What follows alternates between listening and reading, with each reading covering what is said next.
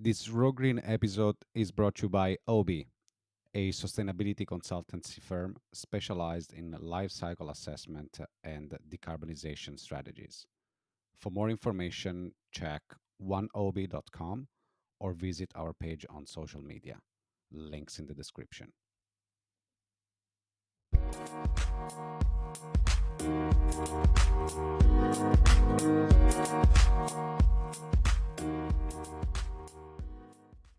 I am Francesco De Lieto. I am passionate about sustainability and green technologies.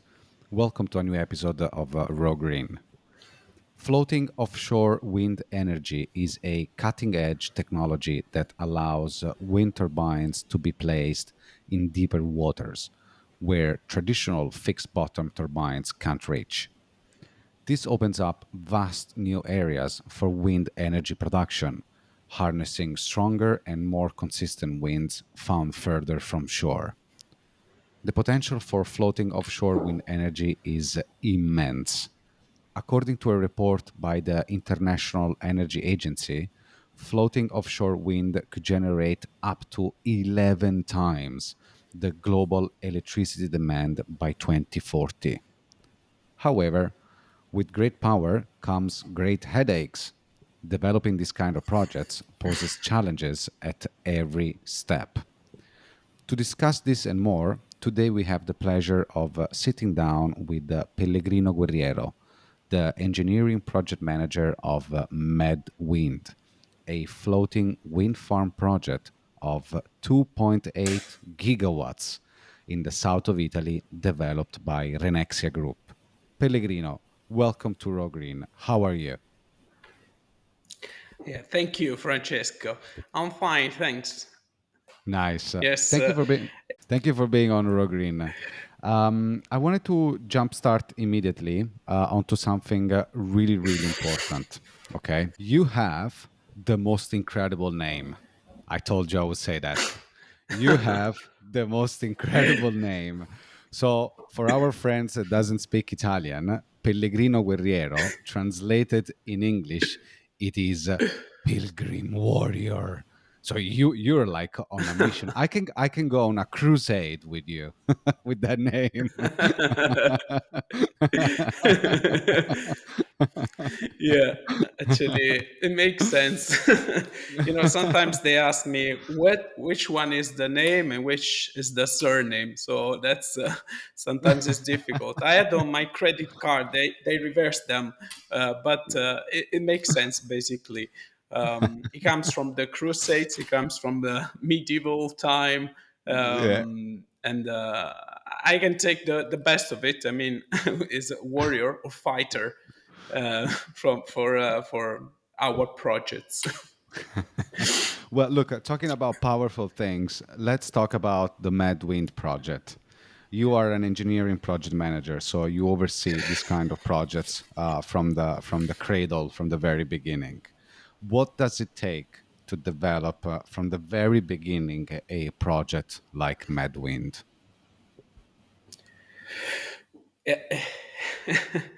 I think it takes, first of all, pioneering spirit because it's Mm. something new. In many cases, you have to decide between things that do not exist anywhere in the world. Up to date, there are only a handful of floating wind farms active in the world. The largest is 94 megawatt of power in Norway, and which means that you don't have a very large track record, and a lot of things you have to invent.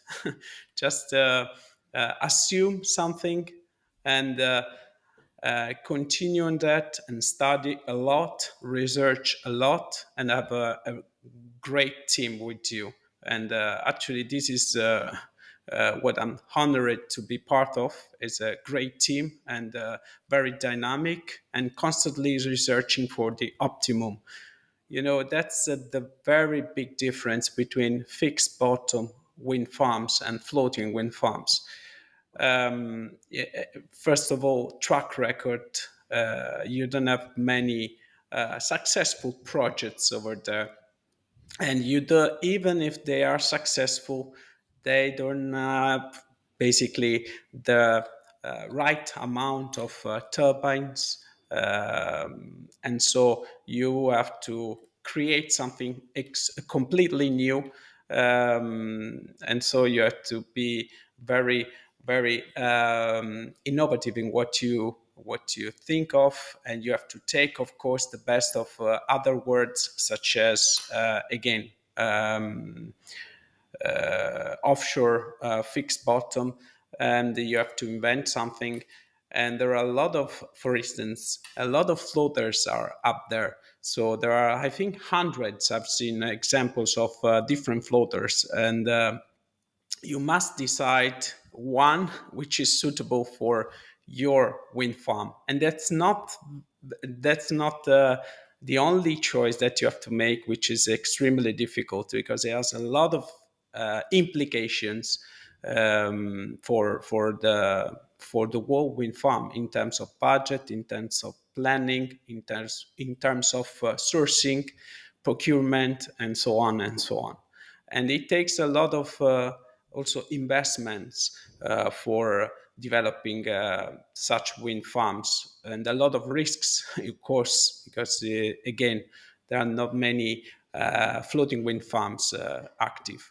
But it's also very exciting on the other side, because you are creating something, and you are creating an example for the future and for future generations of floating wind farms. As you have mentioned, basically 80% of wind offshore wind potential is in deeper waters, which means that you need floating wind farms. And actually, Italy is the third largest potential market for offshore wind farms, and in particular for floating wind farms, because Mediterranean Sea is a deep water sea, which means that besides the Adriatic Sea, which is a shallow water where you don't have much wind resource, the rest of Italy, you have deep sea, which means more than 200 gigawatt of power is located in deeper waters in Italy. And Medwind in particular is about 3 gigawatt of power, which makes it the largest floating wind farm of the world. And that's the one of the most exciting part of my job, is that Medwind will be the largest source of electricity for the entire country when it will become active and producing power. So it's a huge responsibility on our shoulders, and on the other side, it's a great honor to be part of this project.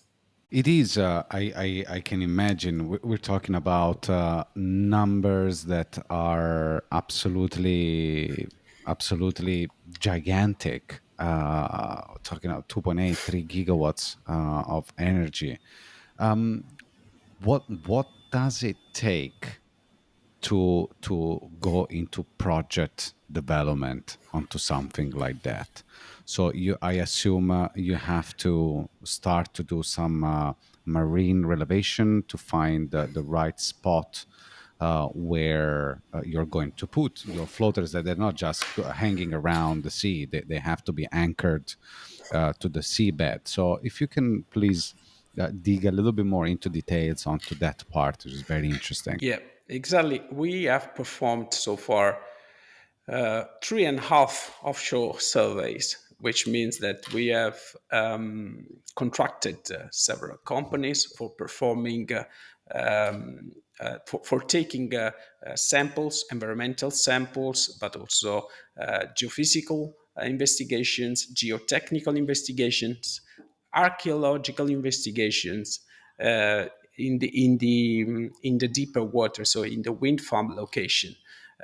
These are required basically quite some investment from our side, but also a lot of efforts in defining the areas, defining the requirements and what you would like to investigate, such as, for instance, you would like to see the bathymetry, which means the how deep is the water over there. We are talking of a wind farm where the water depth varies between 300, the minimum, and 800 meters, and it varies a lot across the offshore wind farm area. And on the export cable corridors, we reach up to 1,200 meters of water depth. So first of all, you have to define the area to be investigated. You have to define the water depth. You would like to see basically the soil composition, so geotechnical investigations. So you have to take samples. And currently, we do have a vessel in the area performing these activities, the geotechnical investigations, up to 40 meters below seabed. What they are basically doing Wow. is taking 40 meters of soils, so making a drilling in several locations of the wind farm, and taking those samples and sending them to the laboratory, and where basically they will give us the soil composition, because as you've mentioned, we must design the anchoring system, and the anchoring system is linked to the soil composition. So we must investigate Of course. that. We have to take water samples for environmental reasons. So we have to investigate, for instance, if there are any bacteria in the area, if there are some marine life, if there is, for instance, some corals in the area, fishing, and so on. And we have to take also archaeological survey, which we have performed. Basically, we have discovered different items in the area. We have discovered two Roman amphors. We have discovered, for instance, two planes from the Second World War, one from the U.S. Navy and one from the Luftwaffe. Wow. So that's very exciting, because you are discovering something which is a new world, a completely new world, and so we are pioneers also in this, because we are looking there with our ROVs, so with these cameras, and looking around, and every time you discover something new. Again, we have seen different items, and basically we have also taken we are also checking about the subsea soil. We have investigated, for instance, the seismic areas, because as you can imagine, Italy is on the edge of Europe, and Africa is pushing against Europe in terms of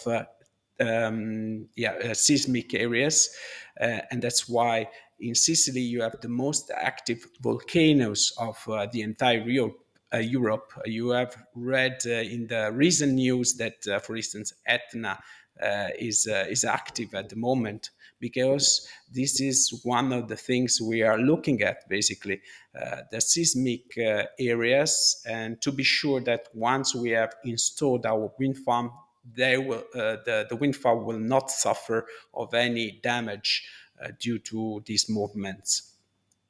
So there are a Wow. lot of activities going around, Yeah. and we have to control these activities. And one thing I'm proud of is that across all these investigations, we have had zero damages, zero health issues or problems with both with our crew on board and our technicians on board. So that's something that we have achieved, and I can guarantee you we have been there for almost a year now. So four different surveys for up to a year, and imagine that there are something like 20 to 30 people on board. So Wow. And something if it extraordinary. feels like It feels like a James Cameron movie. Everything you just said. It feels like we're almost on Avatar. You go underneath to explore the marine environment. You find relics. I don't know if it is Titanic or Avatar, but still, it feels like a James Cameron movie. It is incredibly fascinating. Incredibly fascinating. Okay, We so haven't this we is, haven't let's say, seen the Titanic yet. okay, okay. If you find a treasure, let me know. We do a podcast also about that. Okay, we do an episode also about that. What I wanted to tell you is this. So this is the first part. Okay, so you need to study your environment. You need to study the feasibility. If you can build up your wind farm over there, factoring in all the environmental conditions, and also, let's say, factoring in what could be the situation in 30 years, which is, let's say, the duration, the life of the project itself. So once you've done that, okay, we get that, we have this data, we get our building permits, which you are in the middle of the sea, though, so you are in international water. How does that work? Because you have to not just work with the Italian government, or with some regions. You also have to work out with some, I assume, marine departments. You have to talk to ship owners. I think that is also a huge task to say to, I don't know, container ships or cruising ships, to say, hey, this is where our wind farm it is going to be. You better navigate somewhere else. You don't want to smash against 200 meters wind turbine, floating wind turbine. How does that Yeah. work? So, as you mentioned correctly, we are outside the territorial waters, but we are within what are called the exclusivity areas, exclusivity zones. There are some Hmm. areas defined by international treaties where basically all the countries are defining their economical exclusivity areas where they can install, for instance, even offshore oil and gas platforms, for instance, and they can extract or they can do deep water mining, for instance. Yeah, yeah. So they have this exclusivity, and these are international treaties, for instance, bilateral or by the United Nations. And we are exactly in the exclusivity zone of Italy. So we have to deal with the Italian Ministry of the Environment, for instance. And so we have to ask permissions from the from the Italian Ministry of the Environment and Energy Security, and we have to deal with the port authority.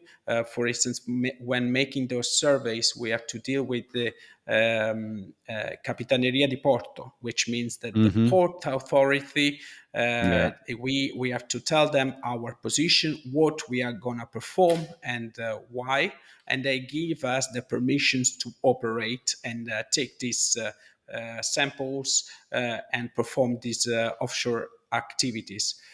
What we are going to do afterwards is basically, and this is what we are busy right now, we are going to issue all this documentation to the Ministry of the Environment and Energy Security, what is called the environmental impact assessment application. Hmm. We are going to issue Hmm. the application by the end of July, and then the commission of the ministry will tell us, will give us basically the green light to install the wind farm and operate the wind farm together with another authorization, which is called in Italy the single authorization. Once we Autorizzazione get unica. the Yeah, yeah, autorizzazione unica, once we get yeah. those two in place, we have, and the tariff, of course, the CFD tariff, then we can install, we can build and install the wind farm. We have all the permits in place, and there is basically bilateral treaty between Italy and Tunisia, because we are Mm. let's give us a bit of geographical location. We are in the Strait of Sicily, so we are on the boundary, on the edge of the exclusivity zone of Italy towards Tunisia. So we are Okay. halfway to Tunisia. We are off the coast of Trapani, 83 kilometers from Trapani.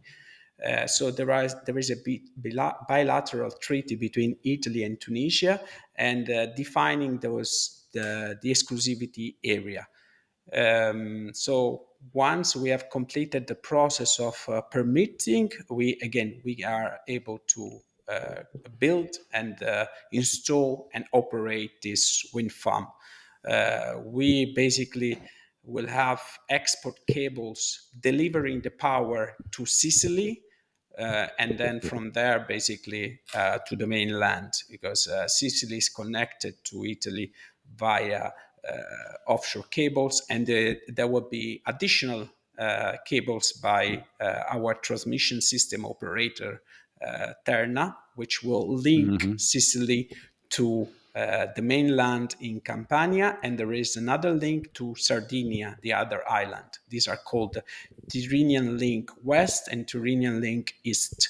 So, because Sicily is an important hub for the future renewable power generation, and that's why the transmission system operator is busy with grid improvement. A lot of Very investments are important. ongoing, Very and grid important that is a part. focus Yeah. point, is a very important point of the That future. was my question. That was my question. So, okay, you arrived to your building permit, your autorizzazione unica. You're ready to go. There is one, I would say, absolutely ginormous bottleneck into all of this, and this happens at global level, which is connecting your ginormous wind farm to the grid. Now, I'm hearing stories that you just want to put your hands on your face on, let's say, the time that you have to wait to get the connection to the grid. You go to conferences, you go to exhibitions, and grid connections. It is always on the top of the agenda. So, what does it take also to get that connection? If you can please break it down both in terms of technicalities, so substation cables, and also in what you guys at Renexia forecast for the Medwind projects, how long it is going to take to start to pump in clean energy from a floating wind farm into the grid. Yes. So that's a very important topic, because at the moment what we are doing is Yes, it um, is. basically improving our grid, because we are electrifying the world. Not only in Italy, but everywhere in the world. We are electrifying, or trying to electrify as much as possible, because we want to decarbonize. And so Terna, our transmission system operator, is busy on improving the grid. I give you an example. For instance, in Sicily, only a part of the island is connected with the 380 kV connection. The rest Yeah. of the island is only with the 220 kV Mm, tension, which means that, first of all, Terna has to develop a 380 kV connection line for the entire island, which is not simple at all. We are responsible in Italy of, as developers, we are responsible for the wind farm, we are responsible for the offshore substation, we are responsible for the export cable all the way to shore, but we are further responsible also for the onshore substations, and farther down the line, the export cable to the Terna station. which is So it would have been somewhere like shorter if you said 40 what you're not kilometers. responsible for. Exactly. Uh, there's a lot of our on our shoulders in terms of course, in terms of investments, in terms of responsibilities, in terms of risks, in terms of developing all the permits and so on, which means that yeah, it's a lot on our shoulders. But we have taken for Medwind, we have taken even a further step, if you want. We are taking to the permission, so to the environmental impact assessment, we are taking even connections which are in the hands of Terna, and asking permission for those transmission lines. Because as you mentioned correctly, we want to be sure that the grid is there once we deliver power. So we don't want to arrive at a certain point where the wind farm is operating, everything is in place, and we miss the grid, as there are some examples in other countries. I know, Mm, for mm, mm. instance, in France, there was one case, at least one or two cases actually, and also in the Netherlands, there was in UK also another example where basically wind farms were there, were built, and they were waiting for the connection. We Yeah, don't that's want a to reach nightmare. the same. Yeah. We have done this already in the past, because to mention that Renexia is has built the first and only operating offshore wind farm in Italy, Beleolico, near Taranto, and the same we did it back in 2022, where we have taken all the way down the road to be sure that the grid was there. But Medwind, you mentioned, is 3 gigawatt, which is another level. And Yeah. just to make an example, we are delivering we are producing 9 terawatt hour of electricity, which is a huge number. Just imagine that the world consumption of electricity in Sicily is about 16 terawatt hours. So only our wind farm is producing more than half of the entire electricity of the whole island. So that's a huge number, and the current grid, of course, could not withstand to this Mm. huge amount of power, and that's also the reason why Terna is connecting the Sicily to the other islands, so to Sardinia and to the mainland Italy. But also is improving the onshore grid to 380 kV, just to be sure that it will work. And another thing that we have done is we have split our wind farm in four independent sections, which means that they are technically independent sections, they can operate separately. We can have the COD, so commissioning operations separately, which means that we are not just putting in the grid almost 3 gigawatt of power, but we are delivering 700 megawatt for the first section, and then another 700 megawatt, and so on. So Yeah. gradually coming to about 3 gigawatt of power. Yeah, just to mention one number, the potential of renewable offshore renewable in Sicily is 25 gigawatt, which is a huge number, because there is a lot of wind out there. Of course, it's an island, but it's in the right spot, Mm. and that's the reason why is the first region in terms of investments for the transmission system operator. It When it is are a we? wonderful opportunity.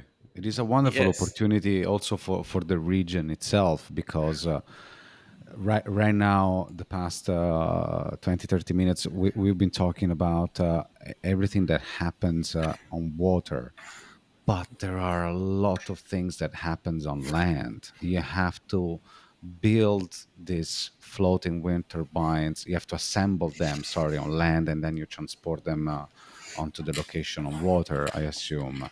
Yeah. Then you have to build up all the logistic behind that, and you're going to build that on land. You need specialized manpower, so that means that there is going to be income from the local for the local municipalities. There's going to be jobs for the local people. It is there are these adjacent benefits in developing projects like this. And we're not talking about for something that is going to be for 2 3 years. We're talking about something that could be for 20 25 years, that can be extended to, I don't know, 40 to 50 years when you factor in revamping and repowering. So it is a beautiful opportunity, and it is a beautiful project to go on. So what I wanted to ask you, Pellegrino, it is okay. So you have, let's say, you're positioning, okay, everything that to arrive to the moment where you have to start the installation. You said you split also the power plant in four to be able to, let's say, kick off production in four different phases. This is good for n number of reasons, for, let's say, organizational perspective, for a financing perspective, and also for a grid perspective. You don't want to choke the grid with 3 gigawatts of intermittent power that gets into the grid. You're gonna have Yes. Sicilians with the hair up in the sky. So, but what does before you arrive to that, okay, before you arrive to tow a floating turbine onto the destined position, you also have to organize the procurement of all of this. You have to organize the construction site, let's call it that way. Yes. And what does it take to kick off the procurement and the logistic of a 3 gigawatts floating wind farm project? Yeah, it's a gigantic work because we are not currently busy only with permitting phase or design phase, because we are also designing, by the way, the floater. We are designing the offshore substation. We are designing the turbines, cables, mooring, anchoring. So we are also busy, and onshore, of course, part. But we are also busy with procurement and construction and installation, and Yeah. maintenance and decommissioning further down. So we are looking with holistic view. We are looking at the whole life cycle of the project, which means that first of all, for procurement reasons, we are we are visiting a lot of potential suppliers. I've been in China 2 weeks ago and visiting a lot of suppliers for different BOPs of the wind farm. We are in talks with a lot of suppliers for everything, including cables, floaters, again, turbines, onshore substations, transformers, anchoring, mooring, and so on. So first of all, you have to discuss with a lot of potential suppliers. Secondly, you You have can find to them at Costco too, by the way. You don't have to go to China. yes, and then you have to find the right spot, because actually some suppliers, and that's also the bottleneck, some suppliers, they are busy up to, I don't know, the next decade.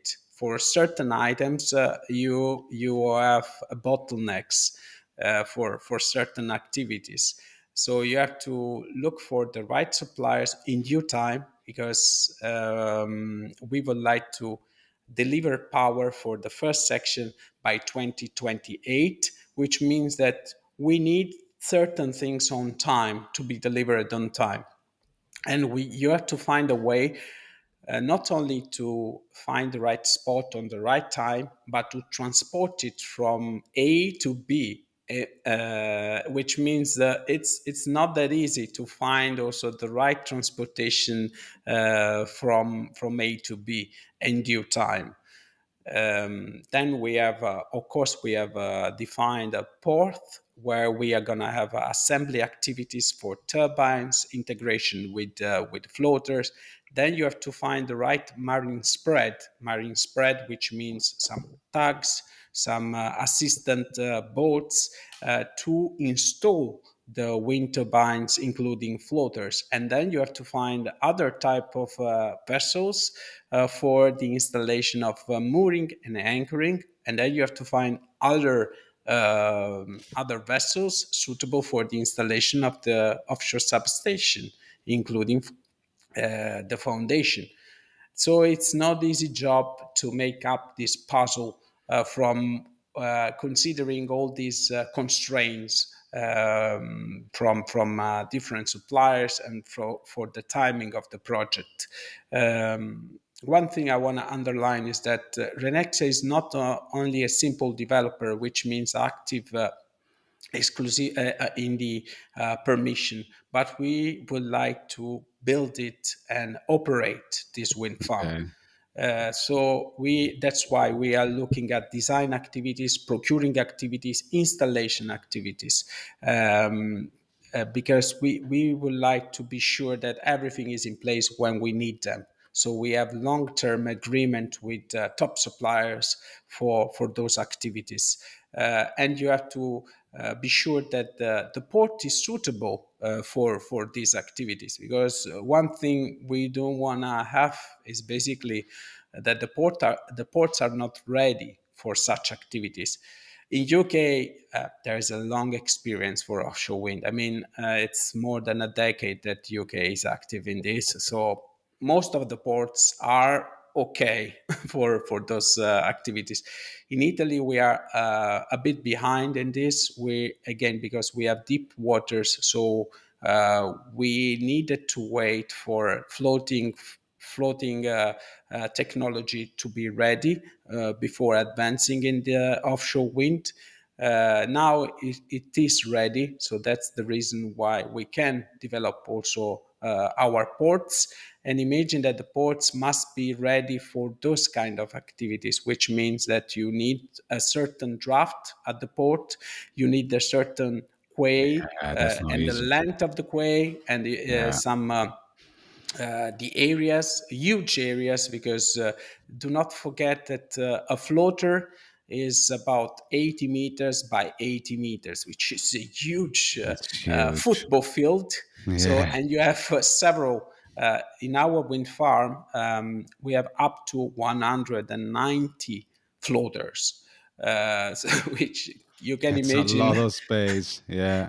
how much space you need, and you It's not need that you also can some. put it one on top of the other like Lego. No, You no, need the space. because the height of a floater of our floater is about 30 meters, Yeah, which exactly. means like 10 floors. Yeah. So it's not easy to have one on top of the other, The and you scale need it is also just the scaling incredible. is huge, and you need Yeah. some cranes. You need the right cranes, and you need skilled people. That's one of the good things in Italy. We do have skilled labor, and offshore wind has a huge potential for skilled workers for the future. And as you mentioned correctly, it's not only related to the construction of the wind farm, but also to the maintenance, to the operations, because we will have daily operations with the supply offshore vessels and also with the onshore logistics. It's a huge opportunity for our workers to be there. And we are talking about again skilled workers. So something that will happen and it's already happening now. So this is basically the future of our country. Just I to agree not with you. forget, Yeah. and I would like to underline this. Italy in 2023 was the largest importer of electricity in the world. More than 50 terawatt hours were imported from abroad. Again, the largest of the world. We need to produce It's our own madness. energy, electricity, and this is a huge opportunity. We have more than 200 of gigawatt only for offshore wind, and it's there. It's waiting for to be harvested. So let's not lose this opportunity, which is gigantic for us, for our workers, and for the future generations. We have so much potential in Italy. There is the south of Italy that between sun and wind could be the energy producer for Europe for how much input we have in terms of sun radiation, in terms of wind hours, and intensity as well, especially into deep sea Yeah, waters. So it is amazing. And what you said, I didn't know that Terna was developing the 380 lines across Sicily.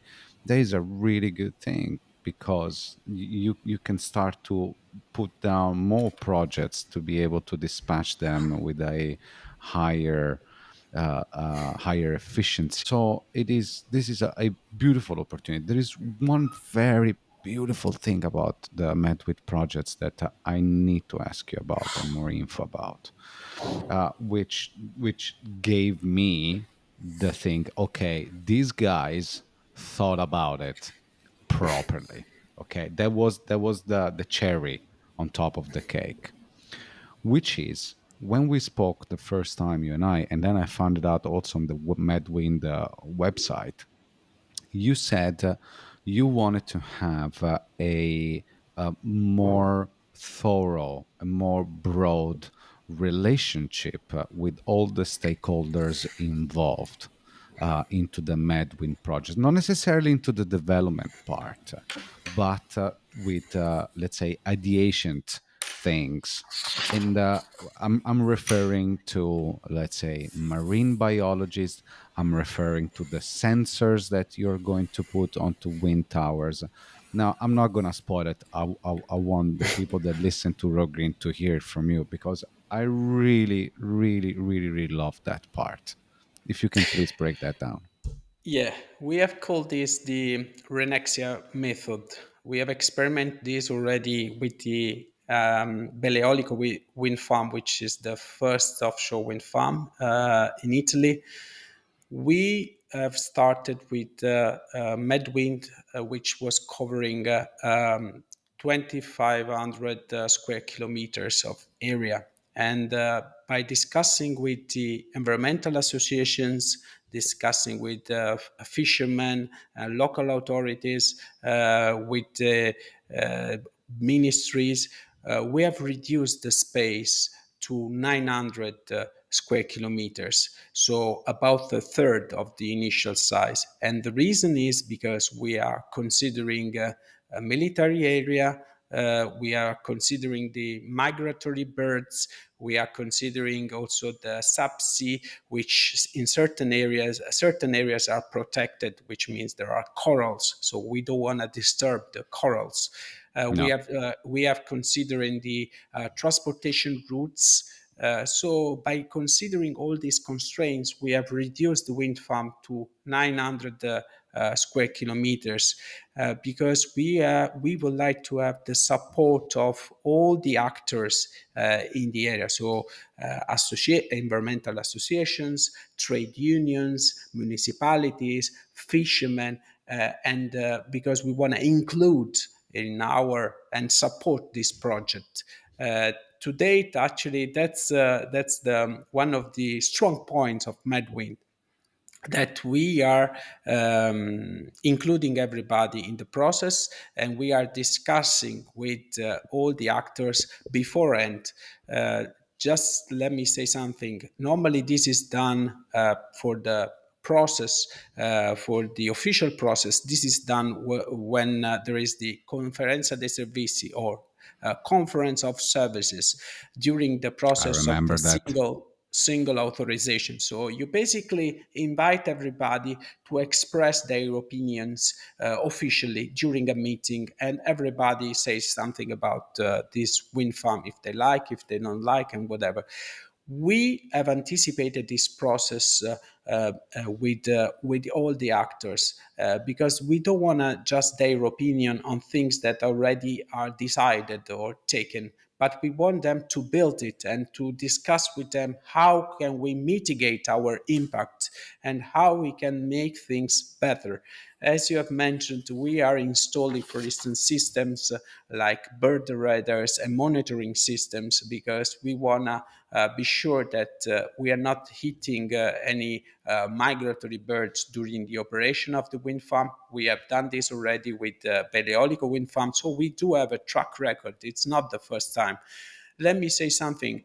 With the Paleolico wind farm, we have even gone further. We have installed one black blade, which means that one out of the three blades is painted in black for not disturbing the birds, because there is a study made which has discovered basically if one out of the three blades is colored is painted in black, then the birds can detect that, and so they can avoid the wind farm. So Oh, you really? avoid the bird collisions, and we have done this already with our Paleolico wind farm. So And you see a again, reduction in birds yes, accident?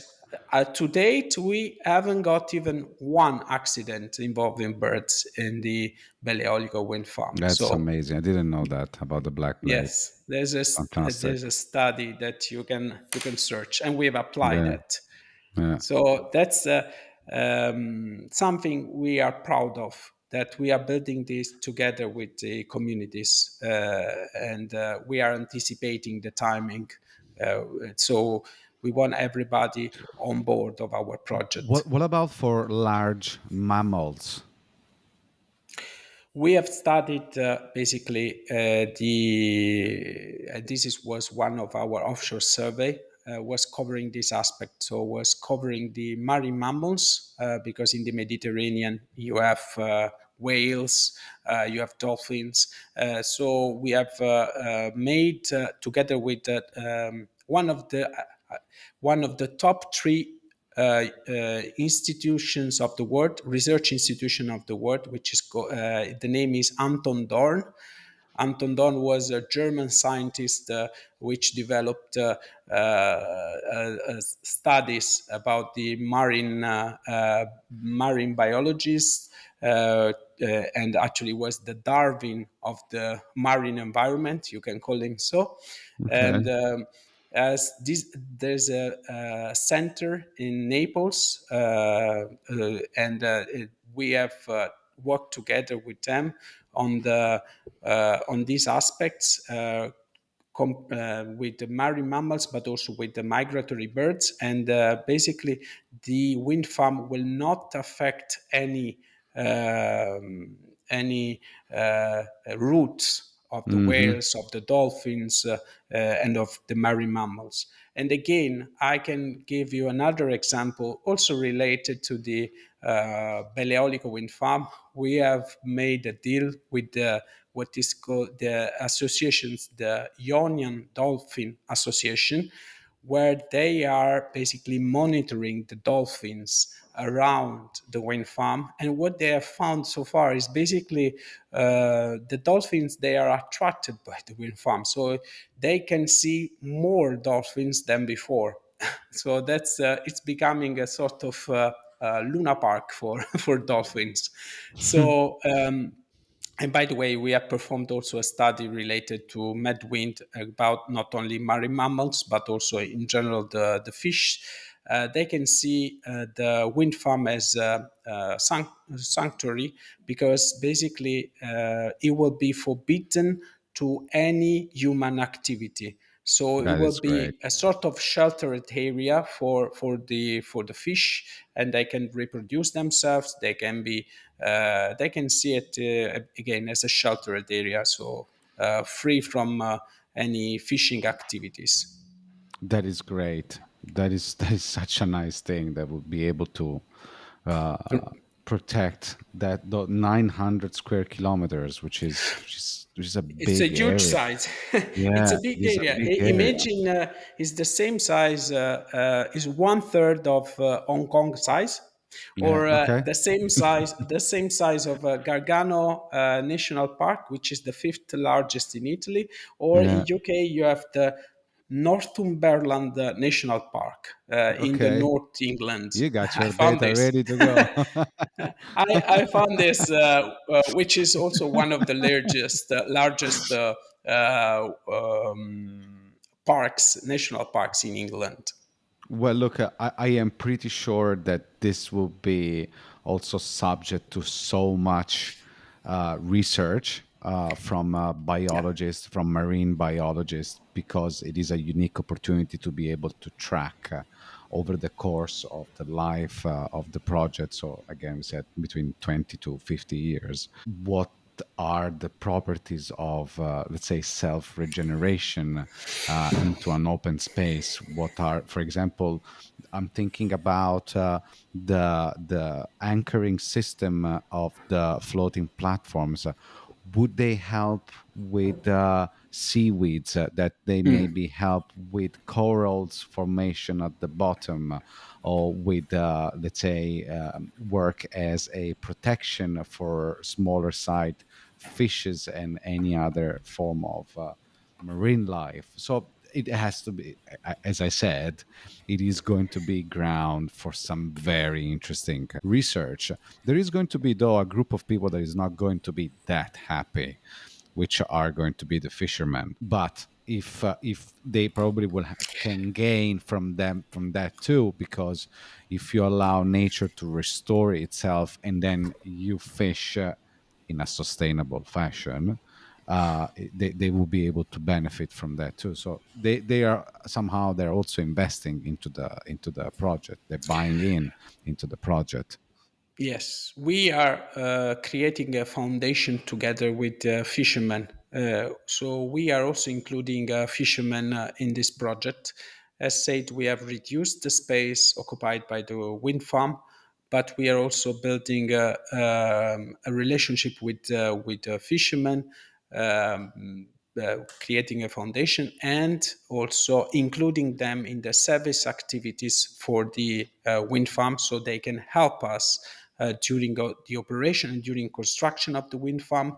And additionally, what we have studied, we have made a study together, is how to improve their fleet. So we want to change, for instance, the engines they are using, which you can imagine, yeah, these are diesel engines. Hmm. We want to electrify the fleet. So we want to reduce also the carbon footprint by the fishermen, and make them Amazing. more sustainable for the future. So, and actually, we have seen a lot of interest by the fishermen as well, because again, they can help us during the construction phase, they can help us during operation, and they can also benefit from having new generation engines. Amazing. Amazing. Pellegrino, I couldn't find something that I don't like of this project. It is amazing. I'm really impressed, and I cannot fathom the amount of work that you guys have put onto this, and that you will have to put, because you said you target production 2028. So you Yes. still got 4 years before you start to put the first kilowatt hours into the grid. But thank you. Thank you for sharing all this wonderful thing with us. I appreciate it. Appreciate your time, and I really look forward to see the next developments of Medwind. Thank you, Francesco, for giving me the opportunity to share some of the aspects of the project. And again, this is not only by myself, but I'm representing a large team which is working on the project, which is very enthusiastic about this. And I would like to thank them as well. Rightfully, yeah, rightfully enthusiastic, because it is a spectacular project. So, chapeau, well done, guys. Thank you. Thank you. Ciao, Pellegrino. Grazie. Thank you very Ciao. much. Thank you for joining us on this episode of Raw Green, brought to you by Obi, a sustainability consultancy firm specialized in life cycle assessment and decarbonization strategies. If you're looking to make an impact, a tangible and measurable one, reach out to us on our website at oneob.com or visit our social media. Links below in the description. See you at the next episode. Ciao.